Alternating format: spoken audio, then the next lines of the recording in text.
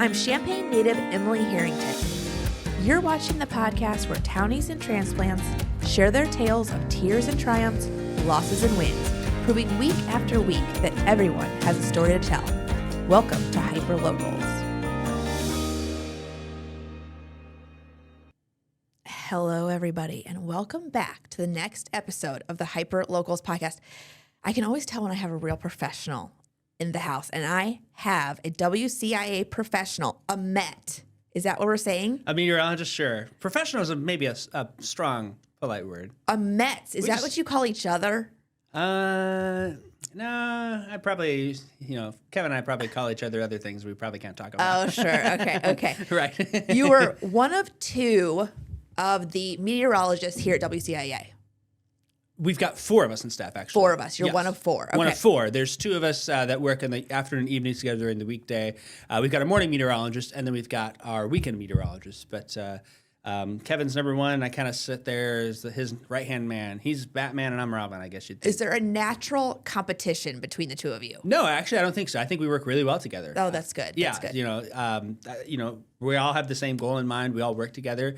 Sometimes you see those forecasts come out, and there have been lots of conversations about getting those things in. So, hey, coming up with a map that has 3 to 6 inches of snow and fine-tuning that down to the gradient, I mean, there are some conversations and some really scientific in-depth ones where we're like, okay, well, what about this dry air layer? If there's some rising motion at the 500 millibar level, the freezing level, where's that at? I mean, there's a lot that goes into it, but we work together, Kevin and I, and Seth and Adam as well are always a part of that conversation.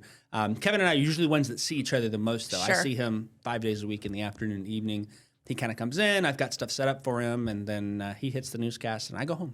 Constant group texting, I imagine. Yes, Communication. And I will stay up, and sometimes when there's severe weather events, the latest outlooks for the Storm Prediction Center will come out at midnight, 1 a.m. And I might be doing the morning show the next morning for various reasons, but there have been times where we've been texting like, oh, did you see that? Oh, here's the latest model run. So it's fun to have a friend to text late at night and share the weather. My wife rolls her eyes. She's like, oh, whatever. Kevin and Jacob are texting about, tornadoes. Well, I think, one of the questions that I wanted to ask, for whatever reason, maybe you could explain it, men seem fascinated with weather, particularly inclement weather. Yes, we go stand on the porch, right? That's what we do. We're hiding, you're watching. Yeah, and I think that actually is a very, very real observation that you've got there, because a lot of times when I think about on social media and places like that, we get a lot of questions from mothers who are wanting to keep the families safe, and the dads are like, I'm going to go look outside and check myself, right? So that's actually a very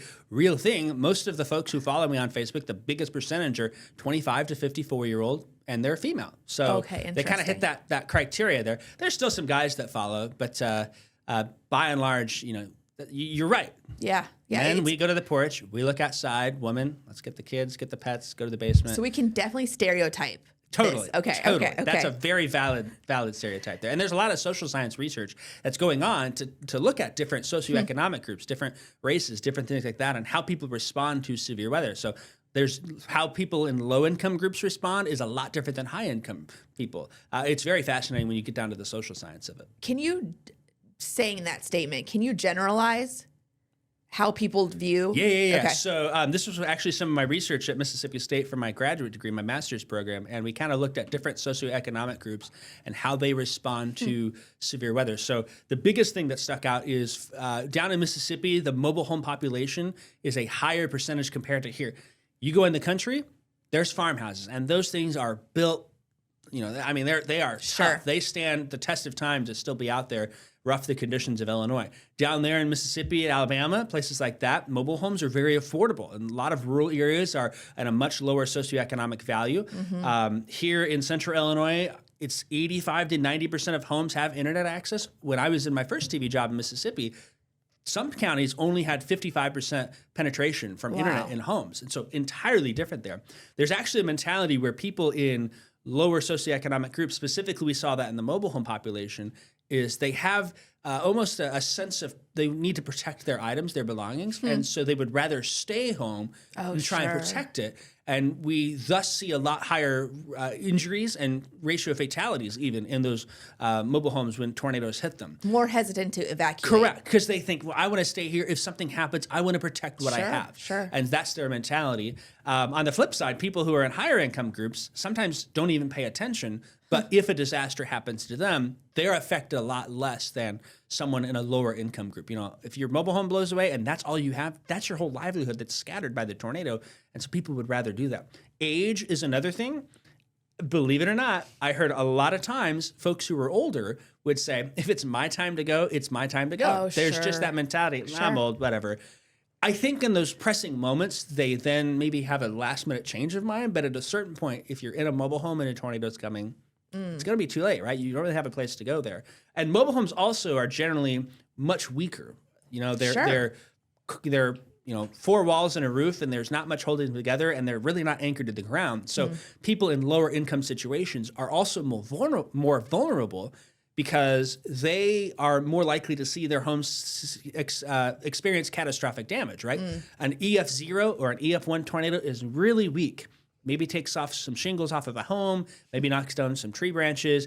You can see parts of the roof come off, but the home structure itself is going to stay there. In a mobile home, an EF0 or an EF1 will roll that home into the line of trees at the edge of the yard, and that's going to lead to much different outcomes. So definitely see that quite a bit. That's the biggest thing that stood out to me in some of that research that we did. So this, what was the research? This was for your paper at Yeah, for my Mississippi State? master's thesis, yeah. Okay. I want to go back to how do we get to Mississippi State? Sure. Okay, so and what ignited this weather focus or fascination for you? You're a Gibson City boy, is that right? Yep, born and raised in Gibson City, graduated from GCMS in 2011. So my story with weather starts when I was 2.5. My parents, my parents had 3 boys. So the oldest 2 were much more of a handful. So they didn't have time for, no, I'm kidding. My mom might watch this and be like, hey. But when I was younger, as a kid, I'm grabbing things and fiddling with them. Sure. Playing around with things like that. What kid doesn't? And I grabbed the remote control for the TV and was just pressing buttons. And my parents were there and they said, I pressed 362.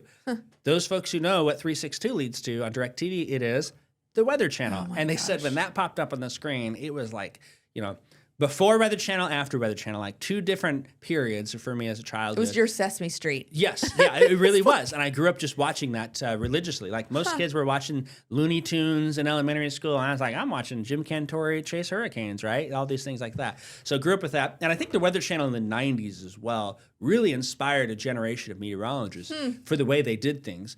I'll talk about that when I get to Mississippi State there. But that's what I grew up watching. Very religiously, loved it, thought it was fantastic. Could watch it all day, right? I'd stay home from school. The Price is Right is on WCI at 10 a.m. I was watching the Weather Channel. Wow. Yeah, most kids watch that when they stay home from school. So watched that. Growing up then, my first time storm chasing, and I put loose quotations around that. 4, 5, 6 years old, I kept being like, hey, Dad, let's go to the edge of town and watch the storms coming. Let's go to the edge of town and watch storms coming. At 4 or 5. And my dad would say, no, sorry, your mom will say no. And finally, it was in 99, so I was 6, I had just turned 7, and it was May of 99. My dad said, oh, sorry, your mom will say no. And I said, well, did you ask her? And he was like, well, no. And so we went and asked my mom, and she said, okay, sure. And that surprised both my dad and I, because my dad always grew up like in the weather, farm kid, ag background, type of things like that. So we went to the edge of town, and we actually watched a tornado just north of Gibson City. That's the first time I ever saw one. And the long story short on that is I think my mom sometimes looks back and says, man, look what that one yes turned into and things of that with all the chasing and stuff that we do today here.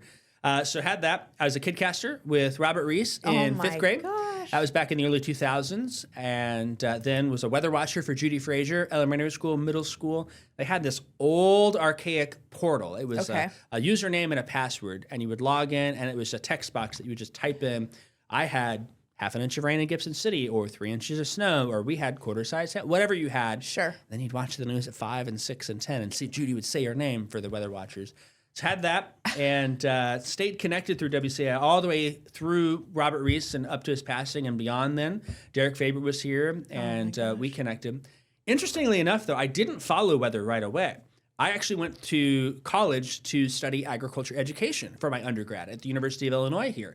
I loved FFA, had that ag background in the family, and kind of Sometimes I think it's like, oh, did I get distracted? I use a lot of what I learned in ag education. Like I'm teaching people still just about the weather. And so I think that really set me up for success. And the farmers are the ones complaining about the weather, right? For sure. It's a match made in heaven there. But I went all the way through student teaching and sat down in Polo, Illinois with the principal up there to sign a contract. And the Lord had a voice in the back of my mind said, don't sign it. And that's when I knew, okay, time to divert and head that way. So had an internship in the fall of 2015 here with WCIA with Derek Faber. You literally almost signed a paper? Almost signed a paper to go be an ag teacher. And I love ag teachers. I think that's great, but it just wasn't meant to be for me. You know, maybe I should have learned that a little earlier on. But and I love FFA and all that. I still have lots of connections in the FFA, the agriculture world, but it just looks a little different now. So interned with Derek, and that was the first in, and had a great time with that. You might like this story. Okay. My first day interning with Derek Faber, it was in a fall afternoon. It was fall of 2015. And I jokingly said to him, so when do I go get your coffee and bring you drinks and go get Dunkin' Donuts, snacks next door, things like that? And he says, oh, we don't do that here. Well, we had this one little rogue storm that actually ended up producing a tornado warning in Menard County. And I kept being like, I think there's something to this storm. And they pulled that tornado warning. And so Derek had to jump on TV, and they were covering it, and it ended up being a confirmed tornado, just this little rogue storm. And he points to me, he's like, hey, can you go get me some water?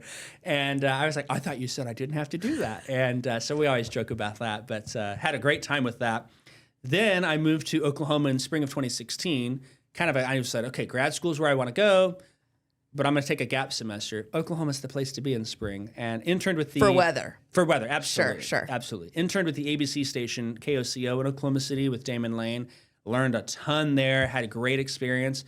And my best friend lived in Stillwater. And he kind of encouraged me, why don't you just come to Oklahoma for a semester? Great time there with that. Fall, then started at Mississippi State in professional meteorology with my master's degree. And... got a little delayed by COVID, but started there, entered in Birmingham, Alabama with James Spann, and then had my first TV job by the spring semester, my first year of school at the CBS affiliate there. So we're going to take a quick break, and when we come back, we're going to pick up with your first professional job. Okay, we are back. Okay, you've taken us through the younger years, and now we're in you're getting your graduate degree. Is that correct? Okay. Yep. And so tell me, so you want, in meteorology, is it important to get that further education? Yeah, I think it is. There are a lot of great folks who are meteorologists and don't have a specific background. It's definitely something that you can learn, but for where I was, I knew I want that degree, and I want it as a master's because that also allows me to teach at the college level. So I teach on the side community college here in Champaign. So it just made sense to go that route and get the thesis. So maybe one day I want to go to the PhD. I definitely don't now, but you never know. Leave the door open, right? Sure. So do the thesis route for the professional meteorology degree down there. And I think that is important because there's a lot of things that you can learn, but to be very honest, we're still learning. That's something that always happens in this field. Something's changing. Weather guidance is only guidance, right? It's just calculations. What's the atmosphere actually doing? And so we're still learning things constantly. And the field of weather as a whole is relatively young compared to many other sciences. You know, tornado warnings were not a thing on TV until maybe in some areas the 1950s, but for a lot of areas the 60s and 70s. And even that, it wasn't like what it is today. The technology wasn't there. Modern satellites didn't come about until even the 60s and 70s for things. And then you look at the good satellites, you got to get to the 90s when you start getting those satellites that have the high resolution data and things like that. So a very evolving field still today. There's a lot of things we don't know.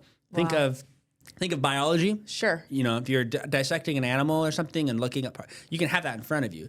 Well, the atmosphere is the atmosphere. There's not really a way that we can use and look at that in a small scale unless we use computer modeling. But again, you're starting with what you think the atmosphere is and then letting it calculate and finding, oh, maybe that's not exactly how it is, or oh, it looks a little right this way. So still a lot of things. I think that degree is important for meteorologists, but it's not necessary. A lot of great meteorologists out there who have learned over the years and have lots of experience and are really good at their jobs. The term weatherman versus meteorologist, we talked a little bit before about that.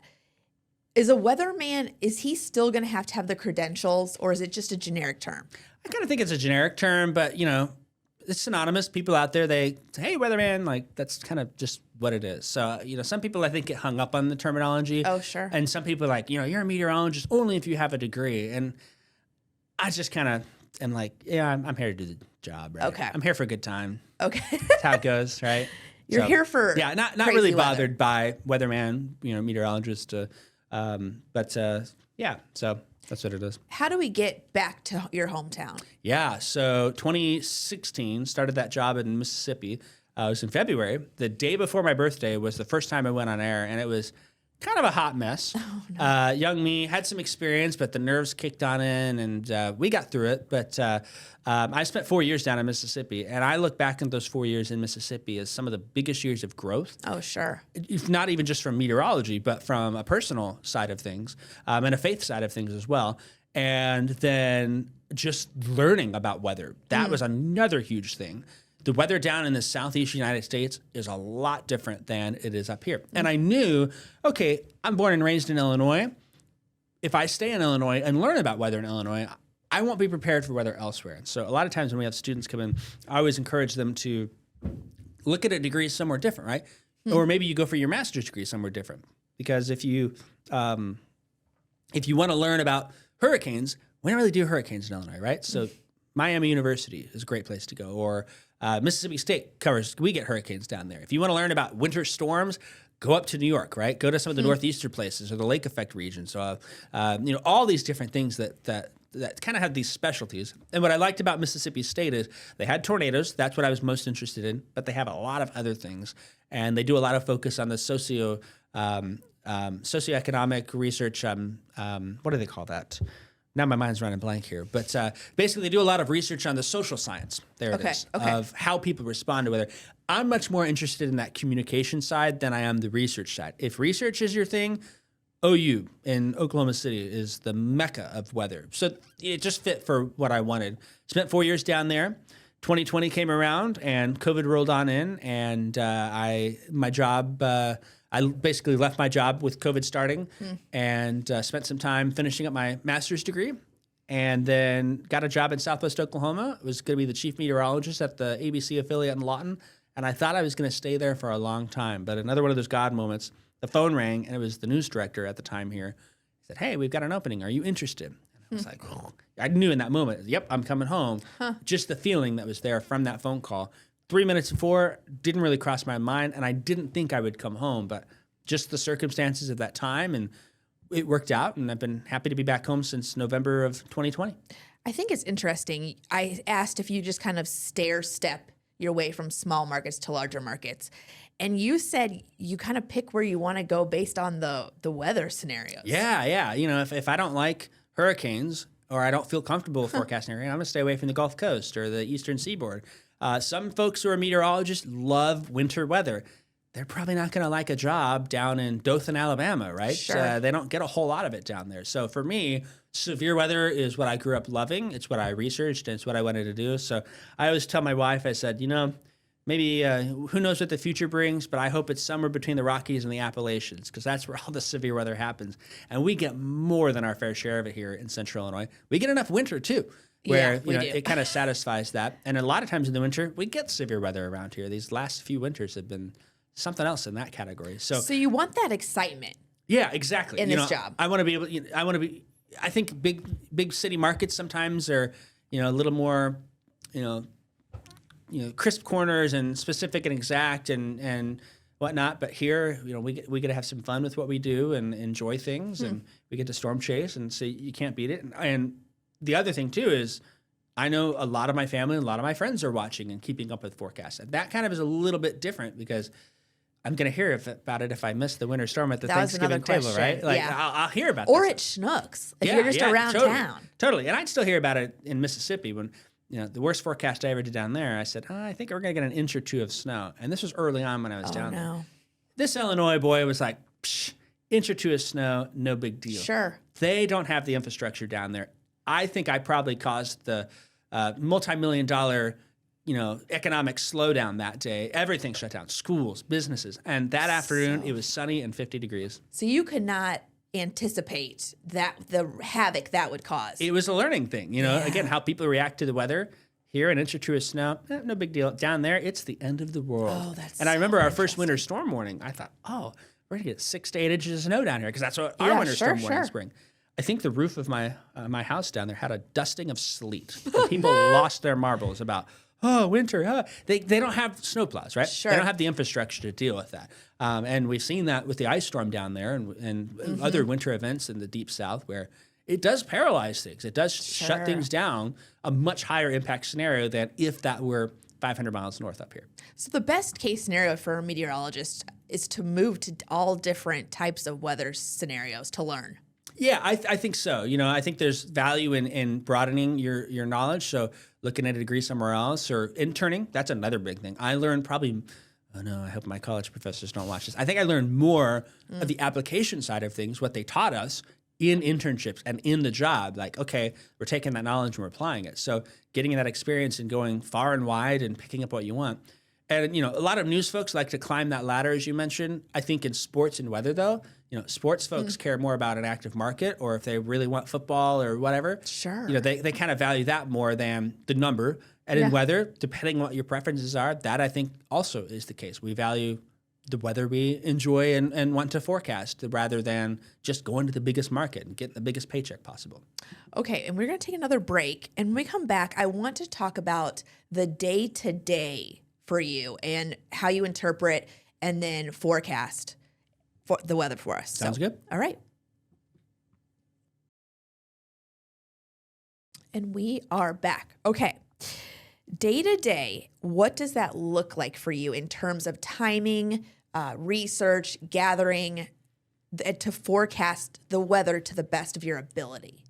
Yeah, so the one thing I love about this job is that every day is different. And I think one of the reasons why teaching maybe wasn't quite for me, while I loved student teaching, sitting in the same room for 8 hours a day, teaching different content, I mean, that just didn't quite sit well with who I am. Like, I like going places. I like seeing things.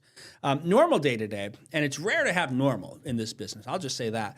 My normal shift is the banker's hours, 8 a.m. to 5 p.m. But it's very often that I'm here past 5 p.m. It's very often that weather is changing that schedule. Also, we've got 3 other coworkers with me. Sure. So I'm the guy that plugs the holes and fills in if needed, if somebody's sick or vacation or things of that sort. So I like that. I like that unpredictability of things. But on a normal day, 8 to 5, I roll in, do the 9 a.m. newscast. Adam has already put the forecast together for the morning there. Okay. And then his duties kind of changed where he's doing some other stuff. So I come and do the 9 a.m. newscast, and I'll always, I don't want to say check the forecast, but I'll look at everything myself. We get a lot of data constantly. And so, I've got some things I've looked at the night before, and what's Adam think? And we talk a little bit about that. Roll in, do the 9 a.m. newscast. From 10 a.m. till noon is usually time to work on special projects. I do a lot of franchise pieces, special segments, and I'll edit video them. Do a lot of scheduling, whether I'm planning for school visits, things like that, and use that time to kind of get some busy work done. The next newscast rolls around at noon. I'm live at noon, and then I take my lunch at 12:30, and that's the kind of the mid spot of the day. And I get the thing I love about this job is I get to go home for lunch as well. Okay. A lot of folks think I live up in Gibson City. We still live close to the station because if there's a tornado warning, I got to get here quick, right? Sure. And that's a little bit of a drive from Gibson, but we go up there frequently. But I get to have lunch with my wife every day, which is really important to me, and I value that. Roll back in after lunch, and then the afternoon on a normal day is spent prepping the afternoon forecast for Kevin. So I'll put together that afternoon forecast, update graphics, build graphics. I kind of do some weather producing for him. There might be the newsroom's planning a story or an update on the drought or whatever the case may be. If there's a special set of graphics that need to be made, I can build that. Take care of the app, do some other work on that, make sure things are rolling along, and then Kevin rolls in, and we have our little conference about specific days. If it's a sunny day, he's not going to focus on that as much, and I typically don't either. But then when we have those active weather days, that's when things can get pretty interesting. For the forecasting side, on a normal day, a normal shift, I'll probably look between anywhere to 500 and 600 different data points.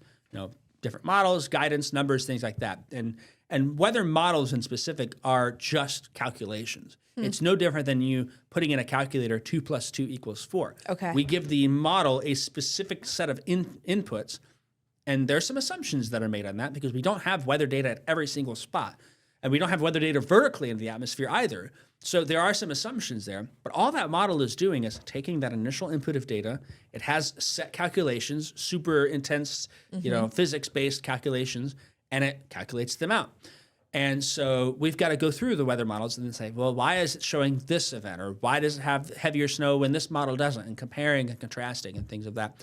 And we got to synthesize that all together to come up with a forecast. All models are wrong, but some are useful. And we've got to find the useful ones to help us put those numbers together.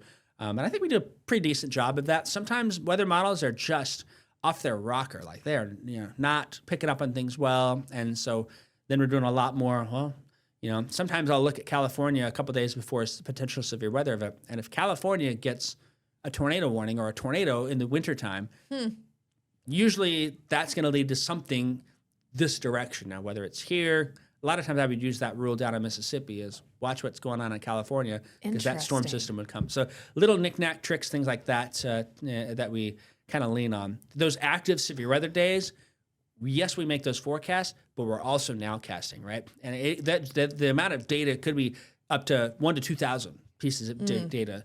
And then when you've got active severe weather, you're looking at radar and analyzing things and pulling in data. What's downstream? What's the atmosphere look like? How's the instability? Where's the front? All those different points, which keep you on your toes. A lot of information flies in a very short period of time. Do you pray for sunny days, like just sunny, calm days after severe weather? So after a big blitz, it's nice to have those days. I'll say this too. I think some people think that we get really excited and like we want severe weather. Yeah. I don't think a firefighter wants a fire. That's true. Right? But he knows or she knows what to do when there's a fire, right? They've got that plan of action. They train for that. The severe weather events is kind of like our Super Bowl. It's the big event, and we've trained for this. We're up to the point where, okay, now we're getting tornado warnings. That's the moment where we come in and we got to be on our A game. Stressful. So, yeah, it can be a little stressful, but I think that experience over times and dealing with things, and I think knowing this area is, I don't want to say it's easy, but you've got to juggle a lot of information. But you kind of hit that rhythm and that groove, and you know what to do and how to do it, and just keep trucking along. Maybe you've got someone else in the studio. You're getting viewer reports. You're getting photos. The newsroom's getting information. You've got all these different places from the National Weather Service data is coming from. And so, to me, in some ways, severe weather coverage is almost a little bit more like you're facilitating things, right? Okay, hey, you've got information. Hey, Amanda Brennan's at the desk. Hey, Kevin's in the storm tracker. What do you got? We got this view report here. Here's what radar shows. And you're kind of leading people through that process.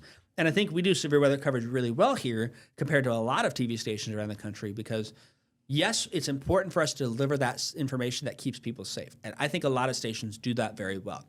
But what's, I think, helped cut back on the amount of, get off my TV is we have to entertain people in some ways, right? You have to have that entertainment value. People love that storm tracker. They love the field views. They love the camera shots. When Kevin or I are up there in that tornado or we're showing that tornado, sure, people who are not in the severe weather area, that's entertaining to them, right? They look forward to seeing where we're at, and they hope that we're not in their community. So I probably pray for sunny days less than people pray that Kevin or I show up on a severe weather day in their hometown. That's probably the better way to look at that. What's interesting is what you said is everyone else is going to be staying at home, being cozy, and you have to get here no matter what. So is proximity to the station paramount? I think in some ways it's important. All of us live within a 20-minute drive of the TV station. I kind of have the efficiency brain, and my wife, I always think about that. How can I be more efficient? So having a quick drive, I've timed the stoplights. I don't know where to turn if the stoplight changes in front of me on my way to work. And so, but yeah, that proximity also just is more of a convenience thing. If I need to get in quick, I don't have to drive 20, 25 minutes and there's no tornado and things like that. And then I get to have lunch with my wife. I get to go home in the evening. I'm not spending a lot of time in the car, which, gives me time for the other things that are important to me. So picking a house, that would be a consideration. I think so, yeah. I was kind of joked too. I'm like, I want a house that's right off the interstate exit, but not close enough to hear the interstate. Because if I want to get out, I can just vroom and take off. And my wife's like, I want some woods and some property. And, okay, well, we'll see what happens. But for where we are now, being close works out well. It's close for her work too. She works at U of I, and so that's kind of a priority for us. I just can't imagine like folks in Chicago, like they commute for hour and a half a day. Like that just nightmare. That's so much of your life that you're Sure. spending in a car there, and so spending as less time in the commute as possible is always something I've kind of valued. I think that makes total sense. Yeah. Okay. We skated over a fun fact. Sure, yeah. You were a sandwich artist at Subway. Yeah. So where in this timeline does that fall? Yeah, when I was in my undergrad at the U of I first worked at Subway in Gibson City, and I did the Parkland Pathways program. I was still living at home those first 2 years.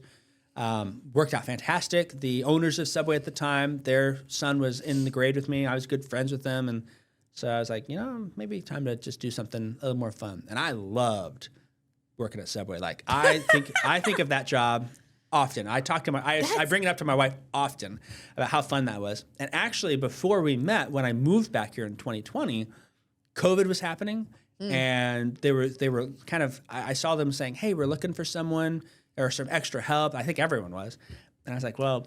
I was at the time in the weekend shift, and that's a Thursday through Sunday. Okay. I had Monday, Tuesday, Wednesday off, and I'm like, what am I going to do? And then when my wife and I met, when we were dating, she worked long days. She'd work 10, 12-hour days. So I was like, well, I guess maybe I'll just go back and work at Subway. It was hilarious to see people walk in. They'd recognize and you. they'd be like,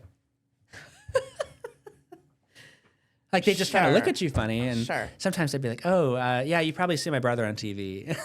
So they'd be like, "What?" And I knew a lot of folks coming into Subway too at the time. So I spent, about 5-6 months doing that. And that paid for a wedding. It paid for the wedding. It really did. It really helped pay for the wedding. I kind of teased my wife about that, but it also, the owners were really generous, and you could have a foot-long sandwich and with your.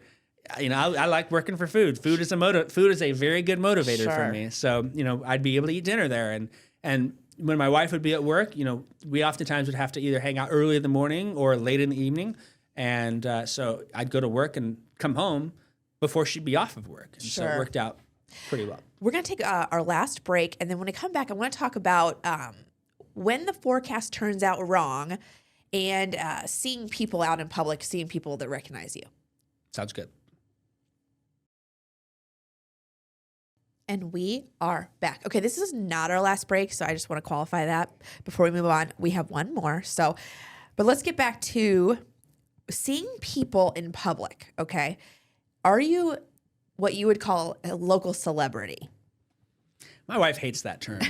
She's like, "You're not a celebrity." I don't feel like I am. I just feel like I'm a guy who has a cool job and gets to have fun, and people know that. But yeah, so, people see in public, and I remember... I think back to the days when I interned with James Spann in Alabama, and he is a legend down there in the broadcast world. And he told me, he said, if you come into people's living rooms every night, they have a right to come into your life in different ways and shapes and forms. And that's how you're going to connect with people. So social media, we're very open about what we do. We don't share every single detail, but hey, we went to this cool restaurant. Hey, we're on this trip. Hey, Vinny, our dog, all these different things like that. And I think that connects with people. And whatnot. I baked this really cool recipe. Here it is. You should try it. People love food, right? Right. So there's that aspect, which I think maybe has helped in terms of connecting with people. I don't think I'm a celebrity, but it does also mean the other piece of advice was that every time you're in public, you're going to have the same experience with different people every time, right? The first time that someone meets you, for that person, though, it's their one experience. And I just, you've got to be, hey, how are you? Be friendly. Like, you can't not be friendly to that. Because then that person's be like, man, that guy's kind of trashy, right? He's kind of a terrible person. So just always being on. Always being on. But it's like when you probably grew up, you remember seeing your teacher at the grocery store, right? Yeah. Like, ooh, there's Mrs. Smith over there. Like, let's go say hi. Yeah, like, it's kind of that same idea, right? So, I just always have to be on, essentially. So what if you're in a bad mood? Are you going to pass on going to the grocery store that day? You know what I mean? I have dressed up a little more, hat on, hood up a little bit more, or if I'm in a hurry. Yeah, if you're in a hurry. But, I'm not going to ruin that moment for people. And so I don't feel like I'm really in a bad mood all that often. Okay. My wife probably be like, but whatever. She's not here to I can say what I want. She's not here, right? So yeah, like, I just don't feel like you can ruin that mood for people because people may not remember what you say, but they're gonna remember how you make them feel, right? 100%. And so I gotta make sure they felt like, wow, he's really nice and genuine, and he asked how my day was and what I'm doing and what's going on, things like that. So always have to be on. But that is a big reason why my wife and I love to take trips and leave the area because we can kind of let that down a little bit. We go to restaurants, we're both used to it, right? People come up and say, hello, sorry to interrupt. I'm like, no problem. We've been on dates and celebrating milestones and anniversaries and things like that, and people still come by. It's just how things are, right? Okay. Can't change that. We're not bothered by that. We accept that that's part of life, but that in turn, I think, has provided a lot for us, right? We've been really blessed to be in the community, and so we're not gonna, dirty the blessing that we have and act snooty and things like that. So that's always the advice I give to folks that are getting in the biz too. I'm like, that's good advice. You gotta smile, and that person's gonna meet you for the first time. You're gonna meet a bunch of people while they meet you the first time. You can't ruin that moment for them. Number one question people ask you is it, how's the weather? Actually, I tell you what. In recent months, I get asked more about our dog. Okay. Than I do the weather or what's going on. But people love talking about, our dog Vinny, and I think people also will ask about, oh, where are you going next? Where's your next trip to? Because people are always interested in that. And we do the same thing too. Like, we'll take pictures and videos and share them on social. Hey, we went here. Because I know there's a lot of people who maybe traveling is something they can do, or something that is past their prime, right? They're not going to be able to do that in their life for one reason or another. So we just share those photos, and people always ask, oh, where are you going next? Because they want to see photos from Norway or from, wherever we're at, New Zealand, Thailand, wherever the case is. So you're not posting pictures from Florida. These are pretty exotic places you're going. Say that one more time. You're not posting like pictures from Florida or Indiana. Oh, these no. are pretty exotic. Well, we still do some trips. We've been to California. February we went to New Orleans. So we'll still post pictures of local trips like that. But we tend to like to, and some people are like, oh man, that's a lot of money. I'm like, you probably spent $500 a seat on a ticket for Taylor Swift or whatever, right? Sure. And we knew very early on we wanted to prioritize that, and so we cut here and adjusted our budget and planned for that. And my wife now has a job as a travel agent as well. And so that was a very good priority for us. And, people will spend super big money going to concerts, and we don't go to concerts. I got hearing aids. I can't hear them anyways. So we spend that on trips and things like that is what we like to do. You have hearing aids. I do, yes. How has that affected your this career? Well, you heard me. You heard me like a minute ago. Be like, wait, say that again. What? That's hard. Yeah, it can be. I think that in general, I don't think it's really affected me as a whole.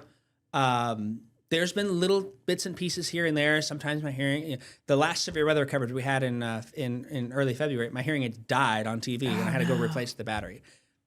Hey, Seth, why don't you talk about these storms down here for a second? I run over to the room, and I had to grab scissors because they make those hearing aid battery packs. They are childproof. They're adult-proof. Like, it could be nuclear Armageddon, and those hearing aid batteries will be just fine in that packet, waiting for you to cut them open.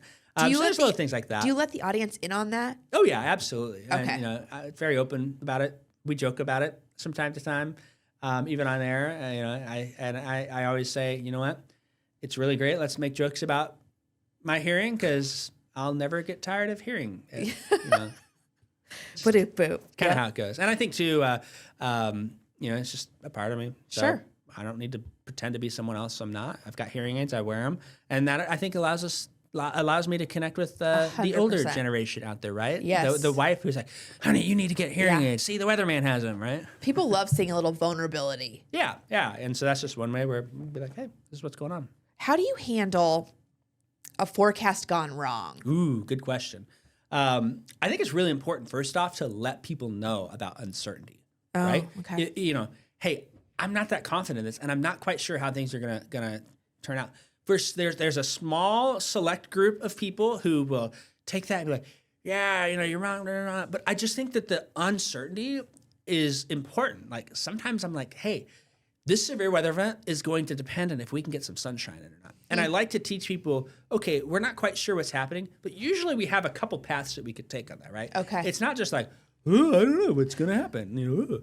It's like, okay, if we get some sunshine, then this is going to happen. Okay. If that front comes in quicker, it's going to nip things in the butt. Like, we're not going to deal with severe weather. And I think letting people know what to look for, they're like, now we say that stuff and people will message and say, oh yeah, it's sunny out there. That's going to make things worse today. They're listening to those things and they're able to almost in a way participate in that. Cover their bases. Yeah. And so we have a large viewing area too. What Effingham experiences is a whole lot different than what Watseka can experience. It's been 30 in Watseka and 70 in Effingham. There's been tornado warnings down there and winter weather up north, right?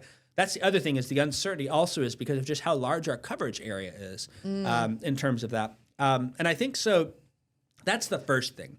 Number two is when we are wrong, I mean, you got to admit it, right? Yeah. You can't double down on that. The most recent where I was like, yeah, we blew that. Or at least I did. My opinion in the matter was a little bit more on that. It was that late November snowstorm after Thanksgiving. I just kept looking at guidance. I'm like, something is off here. Like this guidance doesn't look right. And I was right in the terms that guidance didn't look right, but I took it the next step and said, I don't think it's going to end up being a whole lot. Well, we had widespread 8 to 12 inches of snow. Guidance didn't pick up on 8 to 12 inches of snow. Sure. It was definitely on the lesser side. So, maybe I was right in that terms, but it was like, well, yep, I missed that, didn't we? So, we kind of learned from that. So you admit when you're wrong. You say it again? You admit when you're wrong. I had to on social. I was like, yeah, well, look at that. We got a lot of snow. There are also things that we do to kind of negate that a little bit. We also know when you give a snowfall forecast range, if I say, hey, 6 to 12 inches of snow, people only hear 12 inches and they think they get 12 inches.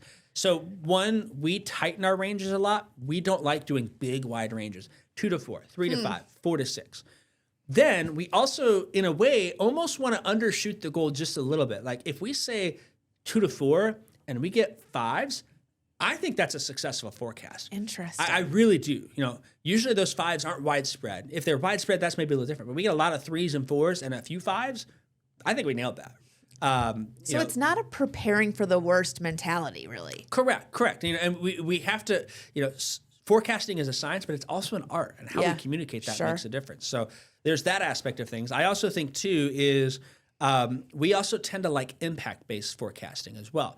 4 inches of snow can bring a whole lot of difference in impacts if there's a little ice beneath it, if it's powdery and dry, if it's windy, if it's going to melt quickly. And so we often lean on impacts-based forecasting. How is this going to impact you? And I think that's where we do a lot better. 7 inches of snow and 10 inches of snow at the end of the day is not that much difference. Sure. And its impact. A couple inches, your impacts are still going to be pretty big in that. And so, yes, we'll give numbers, but we're also like, this is going to hit the morning commute really hard. Or we're getting a little rain and then temperatures drop. There'll be a layer of ice under that. Roads are not going to be great. And that's where I think we win a lot more and quote unquote get the things right compared to throwing out numbers, because everyone has a different experience with the forecast. Every single person, somebody, if you get a 6-inch snow, whoever's got, their job is to drive the truck and they're shipping from one warehouse to another is a lot different than a retired person sitting on their couch. Sure. And so, we kind of have to consider all of that when you're putting out a forecast. So we're going to take our last break. This is our final break. Right. And then when we come back, I would like to talk about hair, makeup, outfits, some logistical things. Great. And I want to talk about the most severe, intense, stressful inducing weather situation you have been in to date. We can do that. I got some ideas.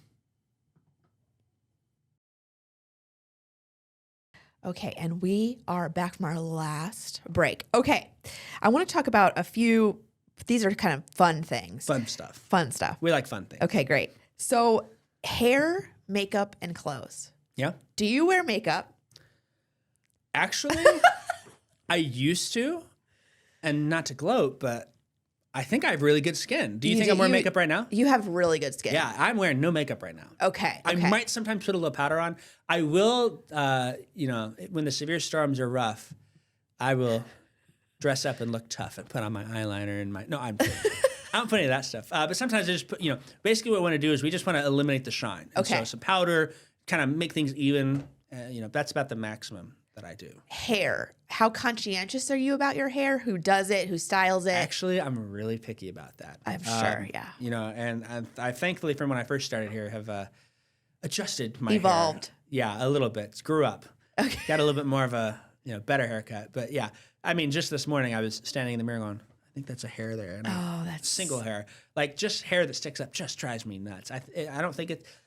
My wife's like, well, maybe it is OCD. I don't think it's that, but like, I'm very like. Are you critical of your appearance when you're? Do you have to watch yourself back, or do you watch yourself back? Yeah, I mean, you got to watch yourself. I mean, you learn from that and what you do. From an appearance perspective, shirt, tie, suit. I mean, you got to dress up for the job, right? If I walked on TV and was wearing gym shorts and a t-shirt, people aren't going to trust me as much as if I'm suit, tie, Brooklyn official, things like that.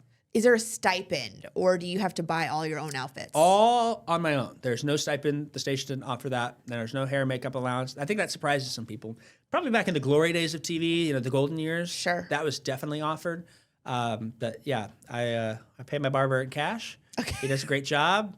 I get my makeup from the drugstore, or the local drugstore, pharmacy. So funny. Simple stuff. I haven't bought it in a couple of years because I use it so infrequently now. Okay, well, do you have a skincare regimen then? Yes, you do. Well, it's kind of funny because my skincare regimen is in the shower. I have this Trader Joe's face wash, and that's all I use. Okay. That's it. Really? My wife is like jealous, and I can't believe it.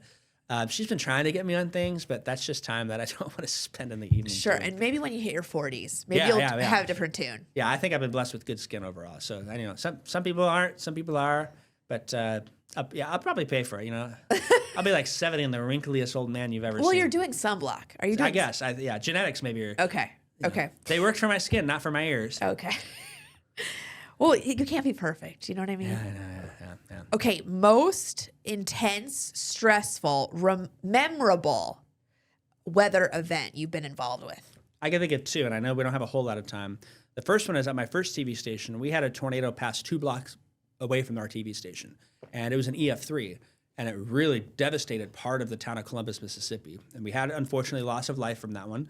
The TV station, I was in the field chasing, and on a different tornado 30 miles south, and I'm on the phone with the audio guys, and I'm listening as well to what the chief is saying, and here's our camera, and they saw it on the Skycam coming right at the station, and all of a sudden I hear the audio guy, like you could hear the panic. He's like, "Oh, we gotta go," and then you just hear them talking, and then the last thing the chief says, "We gotta go, you gotta go," and then it goes silent, and then the phone goes dead, and the tornado damaged the TV station property.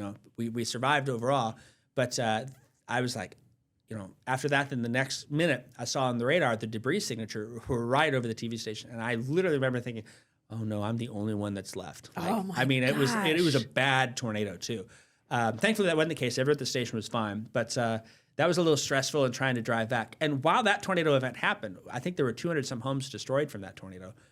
The same time, the Tom Bigby River in town was near historic flooding, so you had one natural disaster in this part of town, and then another natural disaster in that part of town.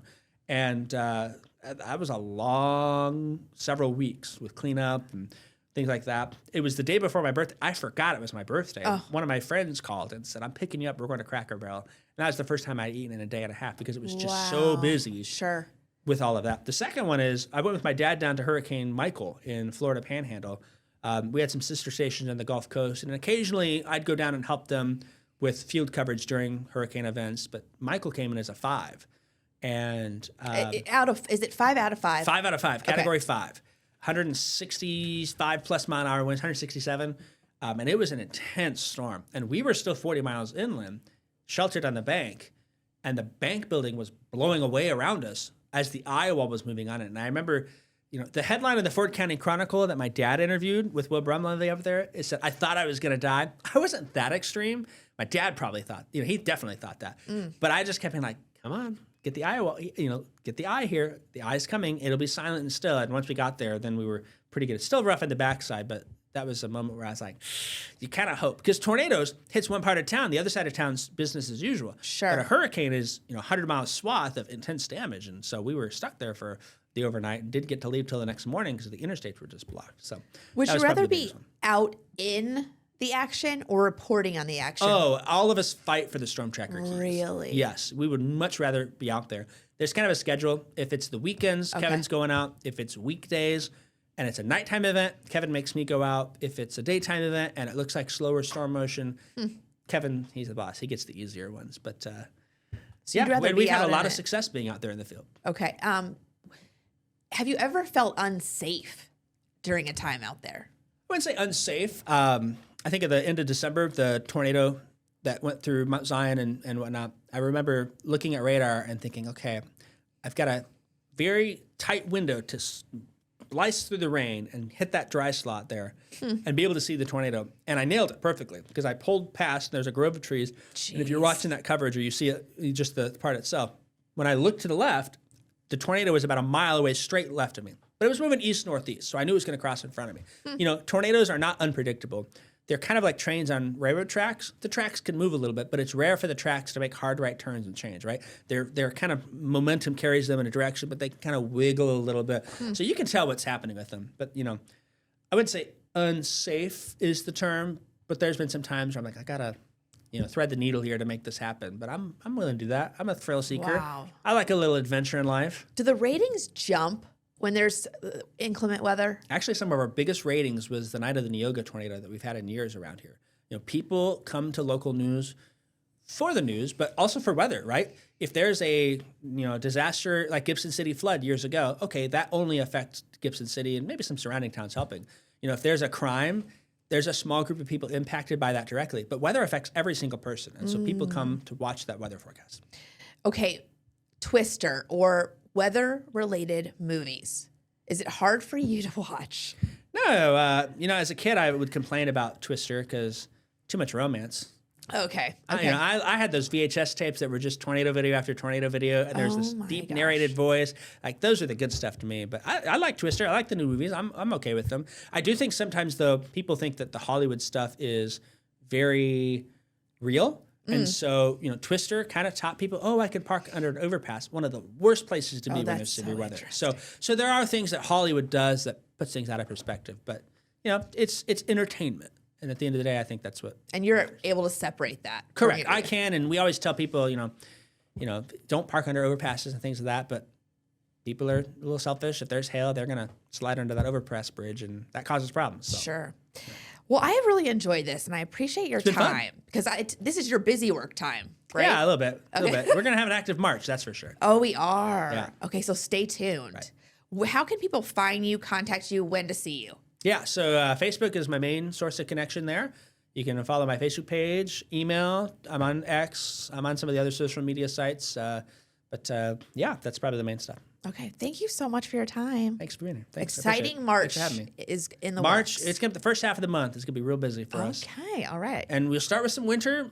We'll probably have plenty of severe weather to go with that too. Okay, hopefully warm temperatures. Yeah, it'll warm up. I think you know, this pattern coming in is really active. So the other thing we need is just rain. We need some rain, and we'll get that with this. Rain is better than snow, but you know, these first couple events maybe lean on the snowier side, but after March 5th, I think the severe weather threat will be more of an issue to watch. No guarantees this far out, but just that big pattern. We're kind of going, you know. I see what's going on there. Well, thank you for your predictions. I really appreciate it, and thank you for your time. Thanks for having me. Bye. Thank you for listening to this week's HyperLocal show.